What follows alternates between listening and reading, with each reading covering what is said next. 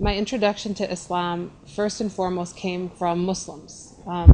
My first introduction to meeting a Muslim person was when I was working in college at a restaurant that was owned by Palestinians.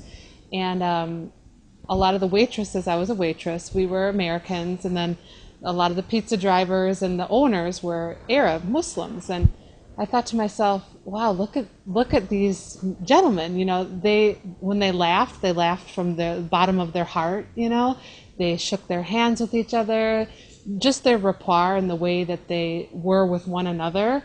I was very intrigued, like, wow, they're so different, but in a good way. So I think naturally I became interested in Islam just from meeting those people. So I took a class in college about Middle Eastern history. And then I started to understand more the political background of that part of the world, as well as the religious background. And I was so intrigued by Islam, learning about it from the historical perspective, as well as being around the people who I knew who were Muslims, and just their heart. I saw something different about their heart.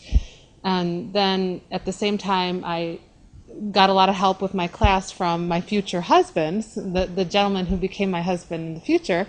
And his name is Sufyan. And Sufyan always presented Islam to me from a very knowledgeable base, never emotional. So for me, I was always looking for, okay, what's wrong with this religion? There has to be something wrong with it. So I would question, and he would always say to me, Jill, Islam is logical. There's every single thing that you want to point out as a problem with Islam.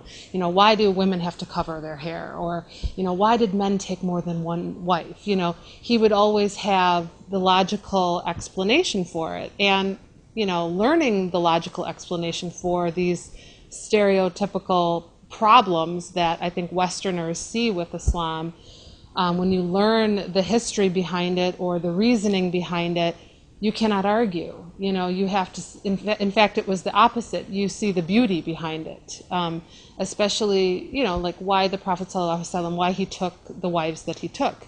Each one was a lesson for humanity, why, it's okay to marry, these women. Each of them brought something special to Islam, and he was teaching people, Muslims, that, you shouldn't just marry the most beautiful or the most wealthy, or, and so this type of thing appealed to me.